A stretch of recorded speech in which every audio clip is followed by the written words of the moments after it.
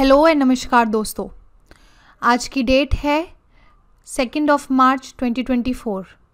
हम यहाँ पर प्रीलिम्स पर्सपेक्टिव से जो भी इम्पॉर्टेंट आर्टिकल्स हैं उनको डिस्कस करते हैं डेली बेसिस पे, जिससे जो आपका करंट अफेयर का पोर्शन है वो डेली बेसिस पे कंप्लीट हो पाए।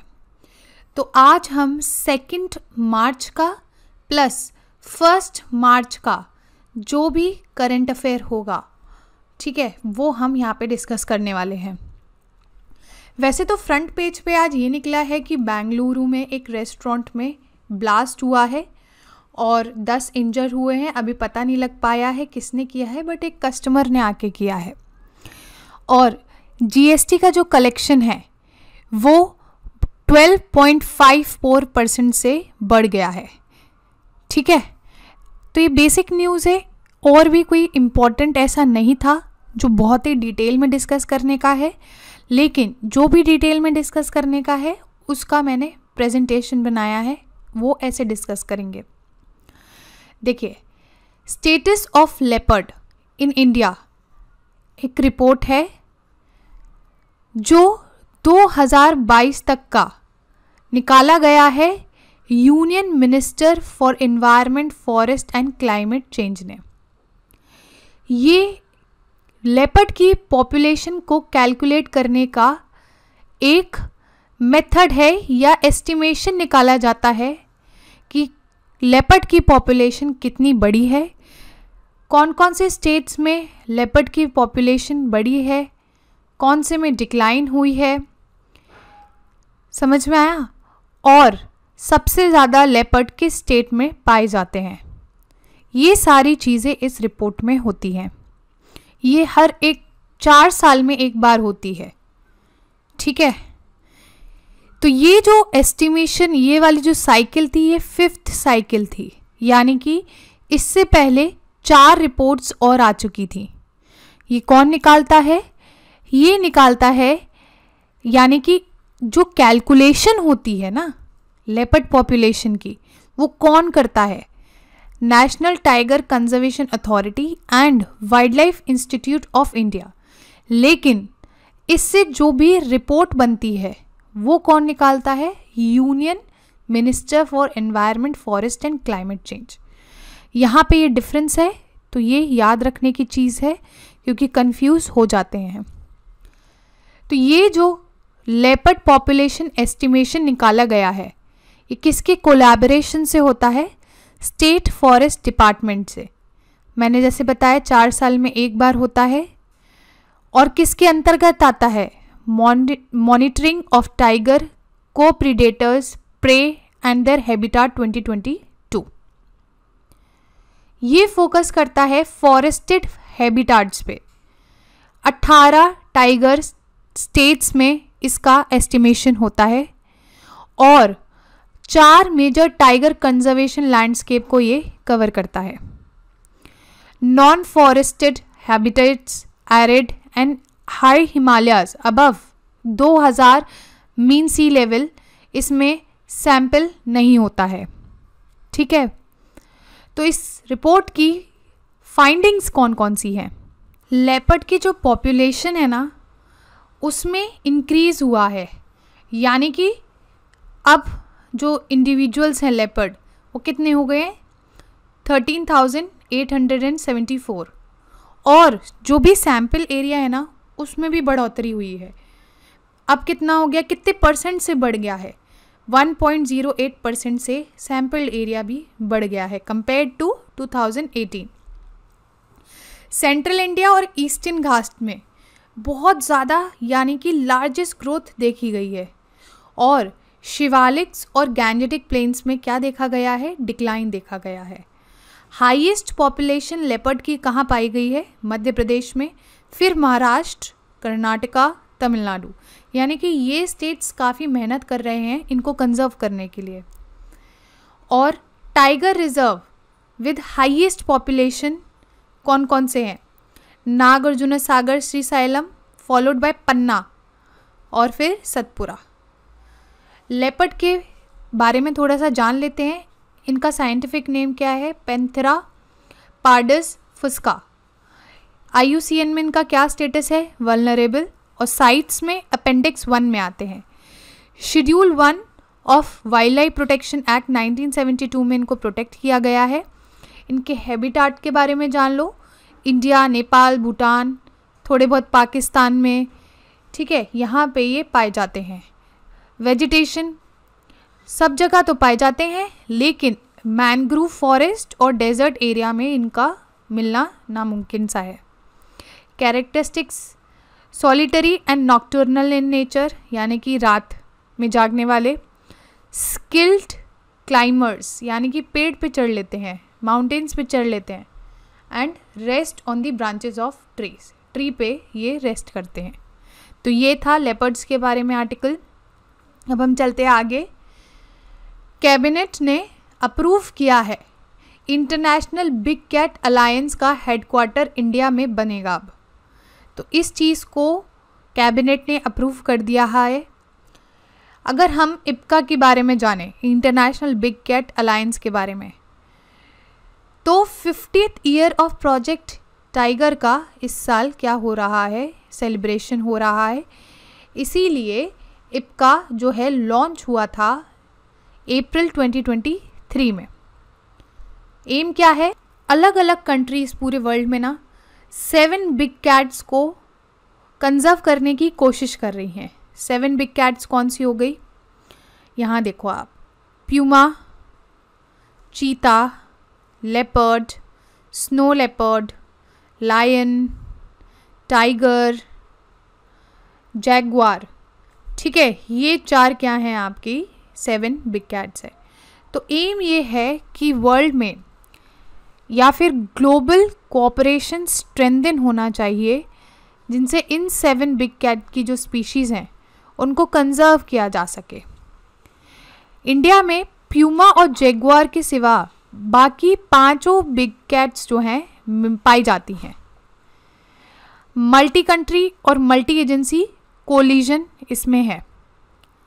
जैसे इसमें कौन कौन पार्टिसिपेट करेगा, 96 big cat range countries, non range countries interested in big cat conservation, यानी कि ऐसी कंट्रीज़ जहाँ जो रेंज में नहीं आती हैं इन बिग कैट की, तो वो भी इसमें इंटरेस्टेड रहेंगी। Conservation partners and related scientific organisations. Funding कहाँ से मिलेगी, इंडिया देखो 150 करोड़ रुपया 5 साल के अंदर इसमें देगा, और bilateral, multilateral agency, public sector organisations ये भी अपना फंड देंगी। Governance consist of assembly of members, standing committee, secretariat, ये इम्पोर्टेंट नहीं है जानना। सिग्निफिकेंस क्या है, देखो ये जो आपकी बिग कैट्स है ना, ये टॉप प्रीडेटर्स होते हैं फूड चेन में, तो ये बैलेंस करेंगे इकोसिस्टम। अगर ये कम होते हैं या एंडेंजर्ड होते हैं, है ना, तो क्या होता है, इकोसिस्टम या आपकी फूड चेन क्या होती है, डिसरप्ट होती है, जिसकी वजह से जो इकोसिस्टम है वो इम्बैलेंस हो जाता है। इसीलिए इनको प्रोटेक्ट करना ज़रूरी है। वाटर सिक्योरिटी, एग्जाम्पल की हेल्प से समझते हैं इसको। हिमालयाज़ जो कि सोर्स है बहुत सारी रिवर्स का, वहाँ पे स्नो लेपर्ड्स पाए जाते हैं। तो अगर आप स्नो लेपर्ड्स को बचा रहे हो, यानी कि उनके हैबिटाट को बचा रहे हो, यानी कि हिमालयाज़ को बचा रहे हो, तो क्या होगा, आपकी वाटर की सिक्योरिटी हो जाएगी। मिटिगेट क्लाइमेट चेंज, अगर उनका लैंडस्केप को बचा रहे हो, जैसे कि हैबिटाट है ना, जहाँ जहाँ वो पाए जाते हैं, तो आप क्या कर रहे हो, उनके फॉरेस्ट लैंडस्केप को बचा रहे हो। इसकी वजह से आपका जो क्लाइमेट चेंज है वो आपका थोड़ा सा बच सकता है, ठीक है। फॉरेस्ट बचेगा तो क्या होगा, आप कार्बन ज़्यादा से ज़्यादा स्टोर कर पाओगे फॉरेस्ट में। समझ में आया। कल्चरल आइकन्स, देखो बहुत सारे सिग्निफिकेंस हैं इन टाइगर्स का, जैसे शेरों वाली माता है ना, हम लोग मानते हैं, तो इनका बहुत सिग्निफिकेंस है अक्रॉस द वर्ल्ड। तो उसमें भी ये काफ़ी सिग्निफिकेंट होगा इनको कंजर्व करना। ये इकोनॉमी को सपोर्ट्स करते हैं, ठीक है, इको टूरिज़्म, लाइवलीहुड अपॉर्चुनिटीज़ देते हैं, तो इसीलिए इनको कंजर्व करना चाहिए। ये फ़ोटोज़ देख लो, याद रहेगा। इंडिया में कौन कौन से नहीं पाए जाते हैं? प्यूमा नहीं पाया जाता है और जैगुआर नहीं पाया जाता है, बाकी सारी 5 स्पीशीज़ पाई जाती हैं। नेक्स्ट आर्टिकल है हमारा national bank for financing infrastructure and development, NaBFID. ये क्या है?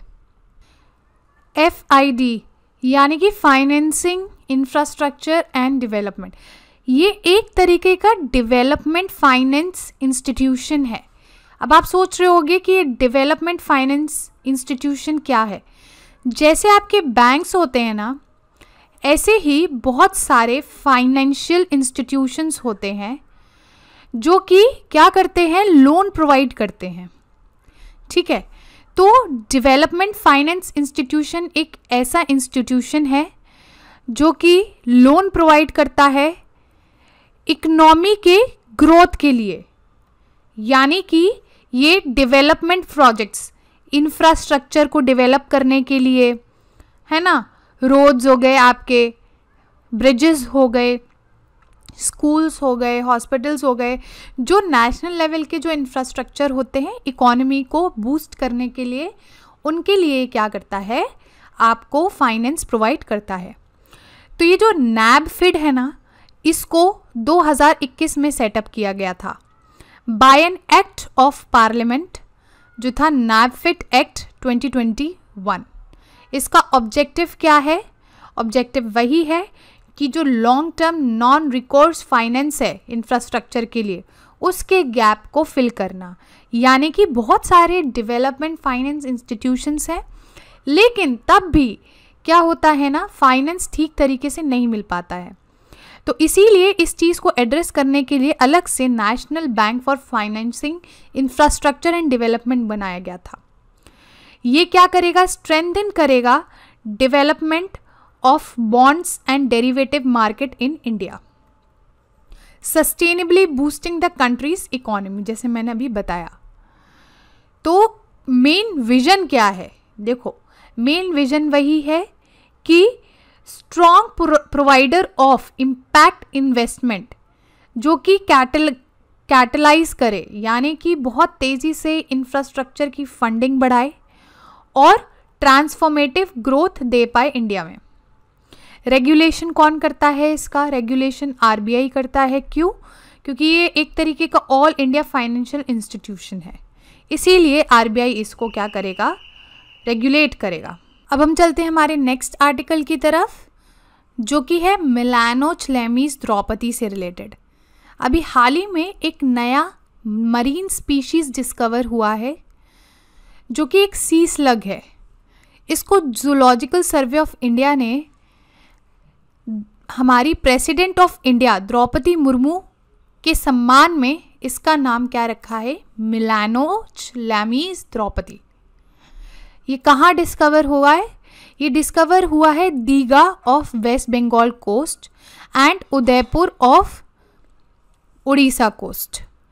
डिस्टिंक्ट फीचर क्या है? ये शॉर्ट ब्लंट सिलेंड्रिकल बॉडी है, स्मूथ डॉर्सल सरफेस, ठीक है, विद 2 डॉर्सल इक्वल, जैसे यहाँ पे आप देख सकते हो, ठीक है, और अनइक्वल शील्ड। इसके हेड पे क्या है? एक तरीके की शील्ड है। फिजिकल एट्रीब्यूट्स की बात कर लें, देखिए वैसे तो ये इम्पोर्टेंट नहीं होता है, बट इतना जानना ज़रूर होता है कि ये स्पीशीज़ मरीन स्पीशीज़ है, ठीक है, सी स्लग है, और ZSI ने इसका नाम किस पे रखा है? हमारी प्रेसिडेंट ऑफ इंडिया। और थोड़ा बहुत इसकी लोकेशन के बारे में जानना होता है। बाकी इसके फिजिकल एट्रीब्यूट्स हमारी जनरल नॉलेज के लिए होते हैं। एग्ज़ाम में ऐसे डायरेक्टली कोई क्वेश्चन नहीं पूछा जाएगा। जो क्वेश्चन पूछा जाएगा वो यहाँ से होगा कि इनका हैबिटेट है found along the intertidal zone leaving crawl marks on Sandy beaches. Distribution यानी कि इनकी 3 स्पीशीज़ हैं जो कि ट्रॉपिकल हैं, जैसे आपका Melanochlamys papillata from Gulf of Thailand, Melanochlamys बेंगालिनीज बेंगालेंसिस, ये कहाँ से है आपका, West Bengal and Orissa coast, and current species जो कि द्रौपदी मुर्मू जी के नाम पे रखा गया है। बाकी और भी स्पीशीज हैं जो टेम्परेट जोन में भी पाई जाती हैं, कहाँ पे, इंडो पैसिफिक ओशन में। समझ में आया? तो ये था हमारा आर्टिकल मरीन स्पीशीज से रिलेटेड। नेक्स्ट आर्टिकल है हमारा विक्रमादित्य वैदिक क्लॉक। अब जो वर्ल्ड की पहली वैदिक क्लॉक का क्या है, इनॉग्रेशन हुआ है, ये इसका नाम रखा गया है विक्रमादित्य वैदिक क्लॉक। ये किस पे बेस्ड है, इंडियन के पंचांग कैलकुलेशन पे बेस्ड है। ये कहाँ पे लोकेटेड है, जंतर मंतर उज्जैन में, मध्य प्रदेश, ठीक है, जो कि किसने बनाई थी, सवाई जयसिंह टू ने। ये कहाँ के राजा थे, ये थे जयपुर के राजा अर्ली 18th सेंचुरी में। जंतर मंतर 5 सिटीज़ में बना था, दिल्ली में, मथुरा में, वाराणसी, जयपुर, ठीक है। इसको यूनेस्को वर्ल्ड हेरिटेज साइट भी दर्जा मिला है। जो उज्जैन है ये एक प्रिसाइज पॉइंट ऑफ इंटरैक्शन है with zero meridian and tropic of cancer, यानी कि जो आपका ये जीरो मेरिडियन होता है और ट्रॉपिक ऑफ कैंसर, तो यहाँ पे क्या है आपका उज्जैन लोकेटेड है। और हिंदू एस्ट्रोनॉमिकल बिलीव के हिसाब से जो उज्जैन था इंडिया का पहले कभी सेंट्रल मेरिडियन हुआ करता था, ठीक है। और ये सिटी का टाइम जोन डिटरमाइन करता था, मतलब ये जो सिटी है कंट्री का टाइम जोन डिटरमाइन करता था, टाइम डिफरेंस बताता था। तो ये काफ़ी इम्पोर्टेंट जगह है आपकी उज्जैन। 5 जगह है आपका जंतर मंतर, याद रखिएगा, उज्जैन में, दिल्ली, मथुरा, वाराणसी, जयपुर। किसने बनाया था, सवाई जयसिंह टू ने बनाया था ऑफ जयपुर। लेकिन जो ये वैदिक क्लॉक है वो कहाँ पे है, जंतर मंतर उज्जैन में इसको इनॉग्रेट किया गया है।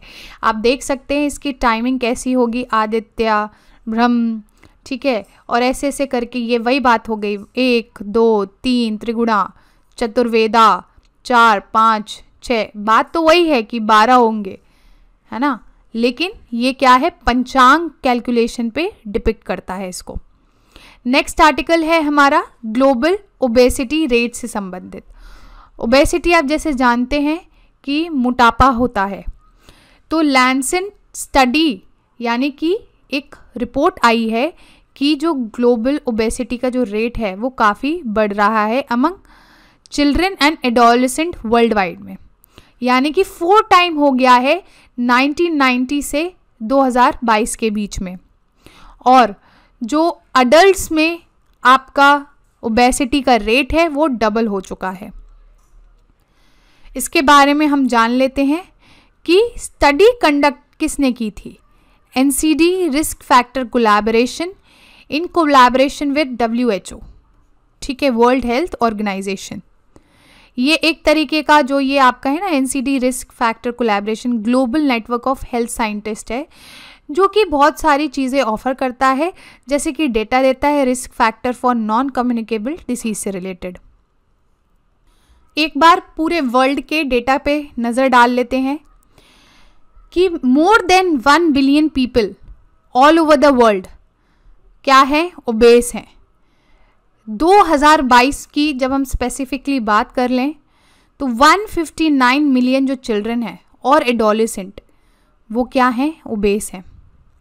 आपको फिगर याद करने की ज़रूरत नहीं है, बट थोड़ा बहुत डेटा मेंस के लिए इम्पॉर्टेंट होता है, प्रीलिम्स में एज सच इम्पॉर्टेंट नहीं होता है, लेकिन जो ये रिपोर्ट है वो प्रीलिम्स में इम्पॉर्टेंट हो जाती है। अगर हम इंडिया की बात करें तो चिल्ड्रन एंड एडोलेसेंट यानी कि जो गर्ल्स हैं, छोटी बच्चियाँ, वो 1990 में ओबेसिटी रेट 0.1 था। अब वो जो रेट है ना वो 3.1% हो चुका है 2022 की जब हम बात करें, और बॉयज़ में 0.1% था 1990 में और अब 3.9% हो गया। वैसे देखा जाए आपके लिए अभी प्रीलिम्स पर्सपेक्टिव से ये सब इम्पॉर्टेंट नहीं है, बस आपको इतना पता होना चाहिए कि जो ओबेसिटी का जो रेट है वो इंक्रीज़ हुआ है, ठीक है, और इंडिया की रैंकिंग 174th है ग्लोबली इन 2022। अभी सिग्निफिकेंट क्यों है स्टडी, सबसे इम्पॉर्टेंट बात ये है क्योंकि इंडिया में बहुत ज़्यादा high rate of non communicable diseases है, जैसे हार्ट डिजीज़ हो गया, स्ट्रोक्स हो गया, हार्ट अटैक्स नहीं होते हैं, डायबिटीज़ हो गए। तो इस चीज़ का पता लगाने के लिए भी बहुत इम्पोर्टेंट है। प्लस ये जो ओबेसिटी है आपकी, ये बहुत सारी जो डिजीज़ होते हैं ना उनको डेवलप करती है, जैसे टाइप 2 डायबिटीज़, ठीक है, in the teenagers at an early age. तो अगर आपको ये स्टडी पता चलती है तो इससे आप क्या पहले से ही जो मेजर्स है वो ले सकते हो। तो इसीलिए स्टडी आपकी इम्पोर्टेंट हो जाती है। बाकी डेटा भी प्रीलिम्स पर्सपेक्टिव से आपको इम्पोर्टेंट नहीं है। नेक्स्ट आर्टिकल हमारा है इकोसाइट से रिलेटेड। बेल्जियम को हाल ही में इकोसाइट रिकॉग्नाइज किया गया है, बोथ नेशनली और इंटरनेशनली। अब आप सोच रहे होगे इकोसाइट का क्या मतलब है, बताती हूँ। देखिए, बेल्जियम को ना यूरोप का कॉकपिट कहा जाता है। जैसे एरोप्लेन में होता है ना कॉकपिट आपका, ऐसे ही ये यूरोप का कॉकपिट है। क्यों, ऐसा क्यों कहा जाता है? देखो, इसकी जो लोकेशन है काफ़ी स्ट्रैटेजिक लोकेशन है। नॉर्थ सी है यहाँ पे और बेल्जियम है यहाँ पे, फ्रांस, नीदरलैंड, जर्मनी, इन सब के बीच में है। और वर्ल्ड वॉर 1, वर्ल्ड वॉर 2 ये दोनों ही क्या है आपकी यहाँ पे हुई थी। तो इसीलिए इसकी लोकेशन की वजह से इसको यूरोप का कॉकपिट कहा जाता है। तो ये first in the European continent ये कंट्री बनी है जिसको इकोसाइट क्या किया गया है, रिकॉग्नाइज किया गया है। सबसे बड़ी बात, ये इकोसाइट क्या है? देखो, इकोसाइट का मतलब होता है अगर हम काफ़ी ज़्यादा नुकसान करते हैं इकोसिस्टम का, उसको डिस्ट्रक्ट करते हैं ह्यूमंस, तो उसको क्या कह देते हैं? इकोसाइड। साइड यानी मृत्यु, है ना, मर्डर करना। जैसे होमोसाइड होता है ना, बहुत सारे लोगों को मारना। तो ये भी एक तरीके का मर्डर है इकोसिस्टम का। तो इन्होंने बेल्जियम ने नेशनली और इंटरनेशनली क्या किया है, इकोसाइड को क्राइम घोषित कर दिया गया है। यानी कि उनकी लॉ बुक्स में अब कोई भी इकोसिस्टम को नुकसान पहुंचाएगा तो वो एक क्राइम के बराबर होगा।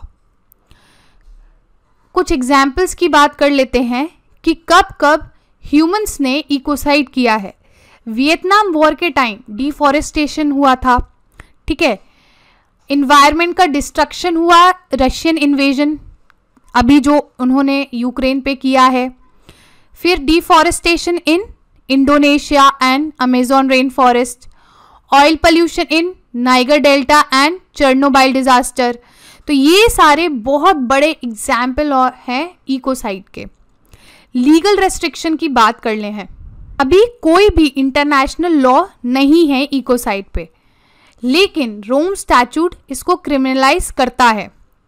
और ओलोफ पामे ने इकोसाइड को बड़ा पॉपुलराइज किया था जब इसने एक्यूज किया था यूएस को, कहाँ पे, 1972 में UN conference on human environment पे, ठीक है। तो ये था हमारा आर्टिकल इकोसाइड से रिलेटेड। नेक्स्ट आर्टिकल है हमारा हरित नौका इनिशिएटिव। अब आप सोच रहे होगे ये क्या चीज़ है, कुछ एग्रीकल्चर से रिलेटेड है।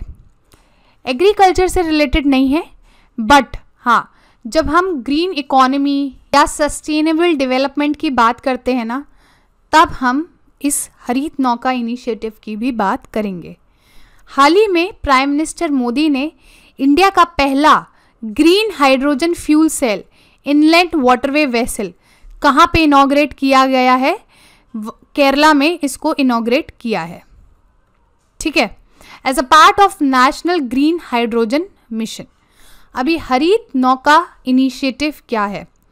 ये एक प्रोग्राम है, किसने लॉन्च किया है? Ministry of ports, shipping and waterways में। इसका एम क्या है? ये प्रमोट करे adoption of greener technology in inland waterway vessels. It focuses on shifting inland vessels toward sustainable alternative. यानी कि अभी जो भी आपके इनलैंड आपकी शिप्स होती हैं, है ना, तो वो अभी बहुत ज़्यादा क्या है, फ्यूल्स का इस्तेमाल करती हैं। फ्यूल से क्या होता है, आपका जो पानी है वो आपका पल्यूट होता है, प्लस इन्वायरमेंट भी पल्यूट होता है, प्लस ऑयल स्पिलेज होता है ना, तो काफ़ी सारे नुकसान थे। तो इससे हाइड्रोजन फ्यूल से क्या होगा, आपका ये सारी चीज़ें बचेंगी और एक सस्टेनेबल ऑल्टरनेटिव होगा, ठीक है, such as hydrogen fuel cells to reduce environmental impact.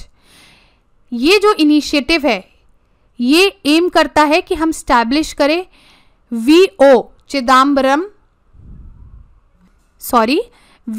Chidambaranar port as India का पहला ग्रीन हाइड्रोजन हब पोर्ट, जो कि इंक्लूड करेगा डीसैलिनेशन प्लांट को और हाइड्रोजन प्रोडक्शन फैसिलिटीज़ को। तो ये थे हमारे बहुत सारे आर्टिकल्स, और 1 मार्च प्लस 2 मार्च के इंक्लूड करके मैंने ये डिस्कशन किया है। तो आज के डिस्कशन में इतना ही था। Thank you very much for the discussion.